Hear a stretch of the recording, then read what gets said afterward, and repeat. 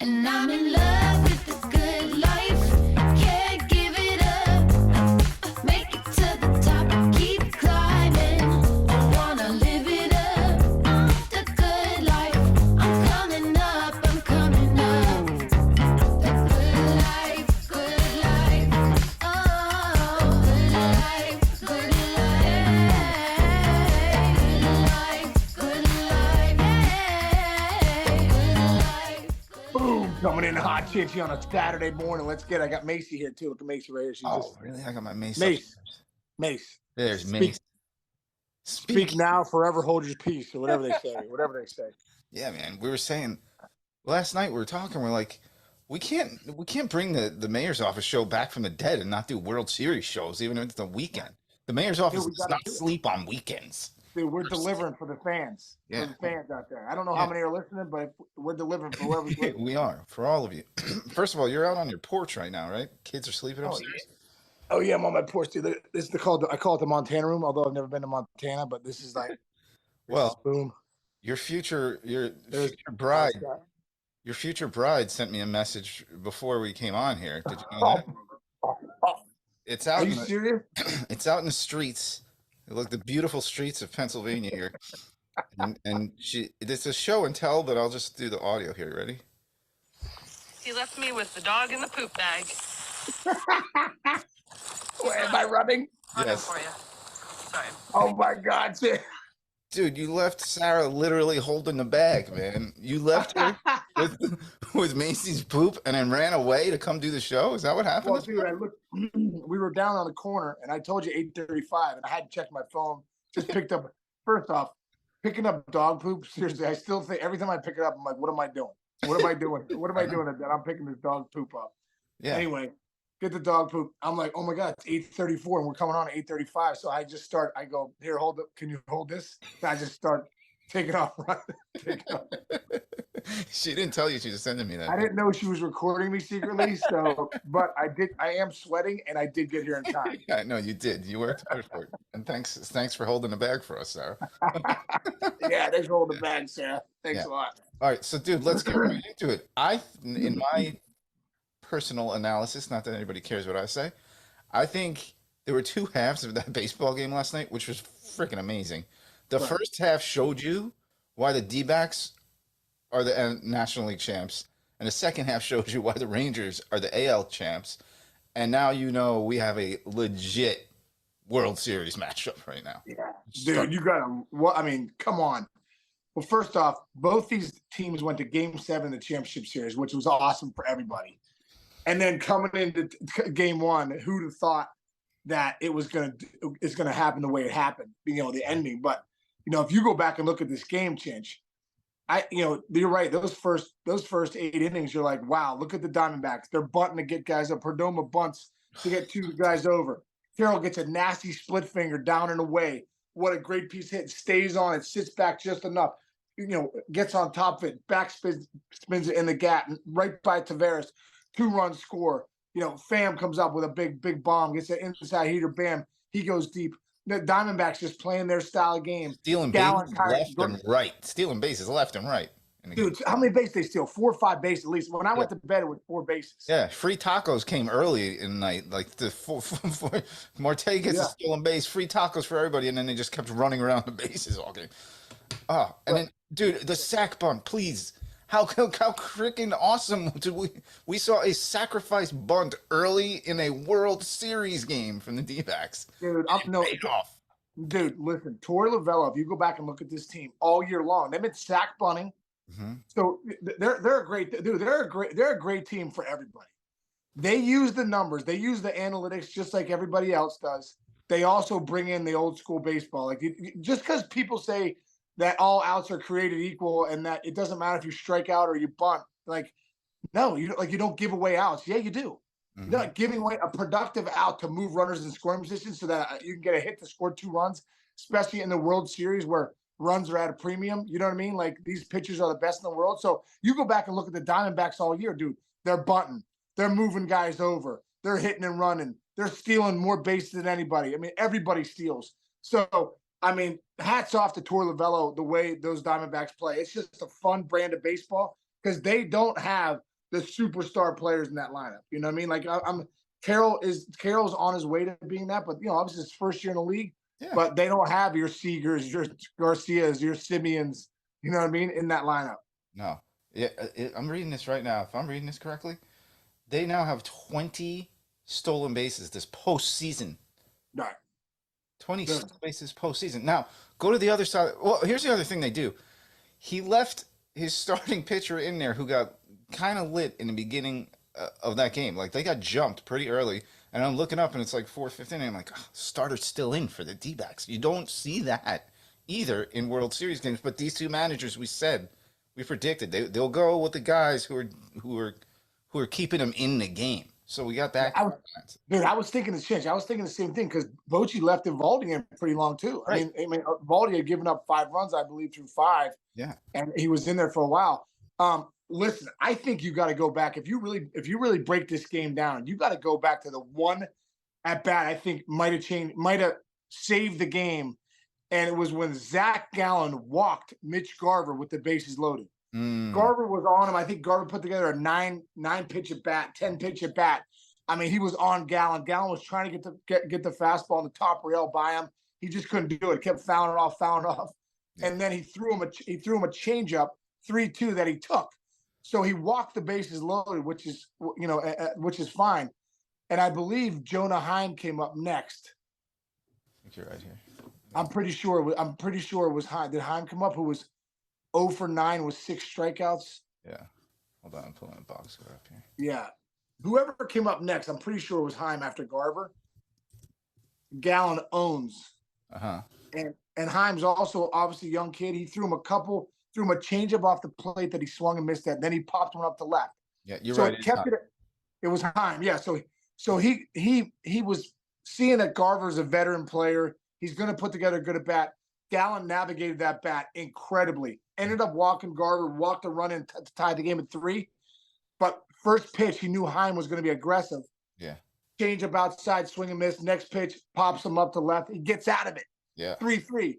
If Garver gets a pitch to hit there, dude, that could have been a grand slam or at least a hit. Like, no doubt, no doubt Garver was on Gallen. I look back at that game, bro, and I go, for the Diamondbacks to be where they were in the 9th, even though they lost it, Gallen putting together that sequencing against Garver kept the Diamondbacks in the game because I think the Rangers would have blown it open right there. Yeah, good call there. Hey, all right, let's go to the Rangers side. Let's talk about the two big home runs first. Seager first. Just talk Seager. You said it. Well, dude, I love this guy. I mean, if Ohtani's not in the league, which he's, they might have to get a new award. Seager is the MVP of baseball. I mean, and kudos to Chris Young for signing, some stars. Being, when they gave the $300 million to Seager and the $200 million to Semien, I think everyone's like, "What's he doing?" Yeah. Well, guess what? The guys that are going to end up 2 and 3 in the MVP race are going to be Seager and Semien. Right. Who are also the 1-2 in your batting order too, by the way. 1-2 in your batting order, right? Semien and Seager. Yeah. And then Odalis Garcia. I mean, come on, bro. I mean, it looks like Big Papi out there right now. This guy is absolutely unconscious with what he's doing. He's absolutely on fire. But go back to the 9th with Seager, bro. 1 out. The thing I love about Seager, and I talked to my son Jake about this when we talk about great approaches at the plate. Anything this guy is yes. He's swinging until his eyes tell him no. He is so aggressive in his mind, but he does a great job of controlling right where he wants it. He wants to push you out. He wants to push you up. That's what he wants to do as a hitter, and that's what he does. So that fastball last night, first pitch, even though it's up pitch, he likes it. He wants it up, right? And he can get on top of it. He does a great job of getting his hands on top, and bam, he crushed that pitch. And some great emotion by Seager, too, when he came out the box. He was all fired up. Yeah. You love to see Seager, who's a very stoic player. That emotion was incredible. But this guy, watch his at-bat since you saw the last series, he had 5 walks one game. But, dude, he's an aggressive swinger. He is not a guy just taking pitches. He is so good visually. He knows exactly where he wants the ball, and he's patient until he gets it. But if you give it to him first pitch, it reminds me a lot of Barry Bonds in his prime. You give Bonds a pitch, first pitch, thinking you're going to sneak some cheese by a rat, guess what? It's going to get hammered. Love it. Dude, you say he's aggressive, but his body and where the way he sets his stance up, it's quiet and like everything's in its place, and then he like explodes to the baseball like that. His stance looks like while he was standing there that he would never be able to hit that home run, the ball where it was, but he's so quick and he's so big and strong too. He's got that baby face, but he's a huge dude. Like so, Yeah, he's big. Well, dude, it's a calm aggression. You want to be a great hitter, and especially at the big level, you have to be calm. That's why he's able to take the pitches that are just off the edges, and he's ready to go for the pitch that's in the zone. So it's always a calm aggression for the best hitters. And you talk about a calm aggression. Odalis Garcia coming up in the 11th, man. I mean, just the fact he gets that pitch middle away. He's been, dude. It's one thing to hit a home run, 8-1 to make it 8-2. It's another thing to keep hitting these game-winning home runs, game-tying home runs that Seager and Garcia are hitting. Like, that's not easy stuff. I thought Texas. I thought that what was it called, Globe Life? I thought that place was going to come down, dude. It was shaking on both of those home runs. But Garcia just coming through again, dude. It's incredible.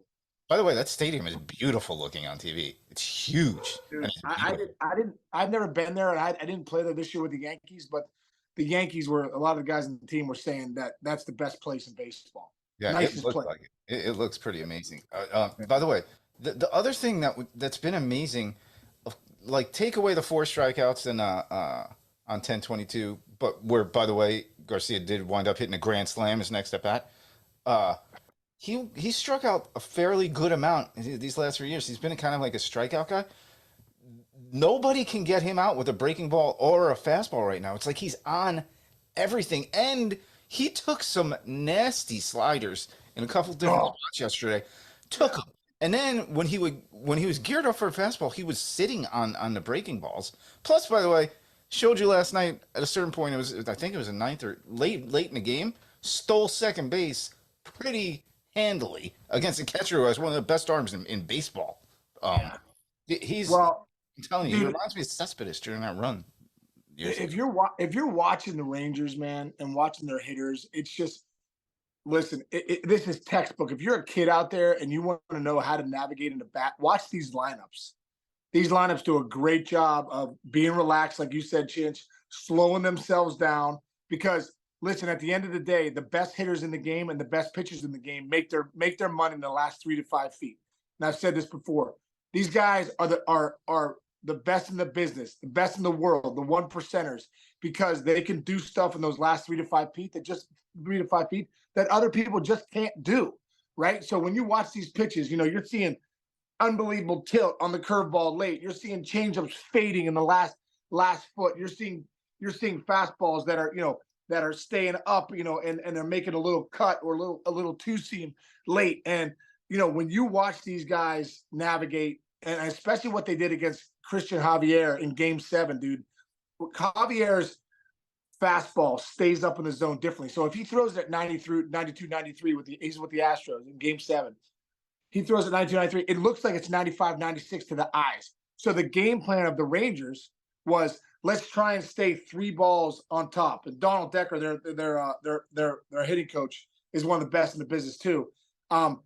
Let's stay. So what you do is you see the ball coming in, Chinch, but you try to get on top of it, a ball 2 or 3 on top, right? Well, what it also does, dude, is when you're attacking the baseball that way, and you're looking for it up out over the plate, you start to see the tunneling of the sliders and the changeup. You start to see that last action. So it's a take. If you want to be great in the big leagues and you want to be a great hitter, you have to learn to take the strike to ball. Like John Smoltz says, I'm not trying to throw you strikes. I'm trying to throw you balls that you think are strikes. So the best big league hitters, they're great because they are great at taking the strike to ball. So pay attention to this series. These 2 lineups, the reason they're in the World Series is because they're elite at that. They're elite at getting the ball up on the heater and hunting it. That's what Garcia and Seager both did to win that game. And they're elite on the takes. What makes you great in the big leagues are your takes.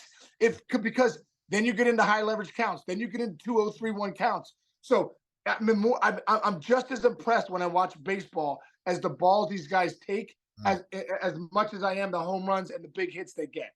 Yeah, you know what's funny? But I think people who have played the game will say, "How did he not swing at that to what you're talking about, the strike the ball?" And then people who kind of never played, like the armchair type people, will go, "Oh, how do you swing at that?" To the ones in Right. the dirt that the guys do swing at. It's because it's a really, really, really hard game.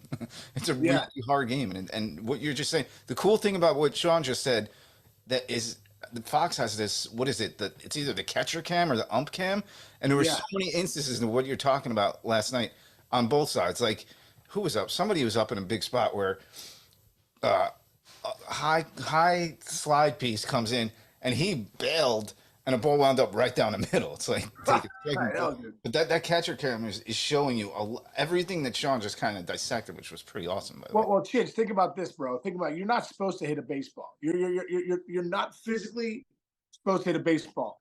When you have zero point 0.4 seconds, I believe, in a 95-mile-an-hour fastball. It's even might even be 0.38. You have to decide whether it's a fastball, whether it's first off, you have to decide: am I swinging? Am I not swinging? That's the first thing. Then you have to decide: is it a fastball? Is it a two-seam fastball? Is it a cut fastball? Is it a split finger fastball? Is it a changeup? Is it a curveball? Is it a slider? Is it a sweeper? Okay. So that's in 0.38 seconds your brain has to do. Then you have to take a round ball and a round bat that's moving and square it up, right? Okay, so if we said that initially, we go impossible, impossible to do. Well, guess what? You blink in 0.4. So I blink 0.4, right? So my brain is so incredible. My eye-hand coordination is so elite at that level that I'm a big leaguer. I'm a 1%er, right? I mean, and one more stat to throw out at you that I love that they put on the Cooperstown ballot when they sent it to you is 95% of guys that have been drafted don't play a day in the big league. So that's the best players in the world that have been drafted at a high school, college, international, wherever, Dominican, Japan. They come over here. 95% of guys in the minor leagues don't play a day in the big leagues. 5% of those guys make it. So 5% of guys make it. Of those 5%, 17% play 10 years or more. So the point is, dude, lean in to what you're watching. These guys are the 1%ers. These guys are the creme de la creme. These guys are, and the guys in the World Series now, that's why the appreciation is even better. There's two teams in the dance left. 28 are home right now doing what we're doing, sitting and watching them on the couch. And they're here for a reason because they're the best in the business. Yeah. Right. And so when we got a taste of it in game one with the awesomeness that we saw, and we're going to get it again in game two. Two heavyweights going of the best players in the world going head to head. And I just can't wait, man. I can't wait to get the popcorn out tonight, sitting on my couch and watching it. Yeah, let's hit that real quick. Matchup tonight is shoot, I just pulled the page back because I got so excited about It's it. going to be Carroll Montgomery, right? Yeah. And this is what we were talking about yesterday. Who do you start in your first game? Do you go Eovaldi or do you go Montgomery? Well, now you're at 1-0 and you got Montgomery coming with this and that and fucking beautiful stuff. So different pitcher you're facing if you're the D-backs tonight, and then same thing on a flip side. Yep. Merrill Kelly's very, very similar to Zach Allen, having just faced the Diamondbacks a few weeks ago. Very similar pitchers, cutters, curveball, you know what I mean? Kind of same kind of guy. And then Montgomery's very different from Eovaldi, like you said. Not going to have the upper 90s gas, low 90s, probably 90 to 93, but really good curveball, good slider, knows how to pitch. Will pitch on the upper rail too for Chase.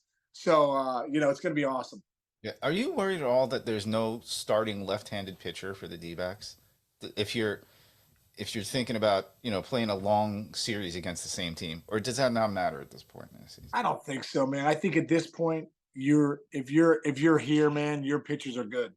Mm-hmm. So if you got like I said, a guy like Gallen and Carroll both have really good cutters, or they're fat. Sometimes their four-seamer goes into that has a little cut on it.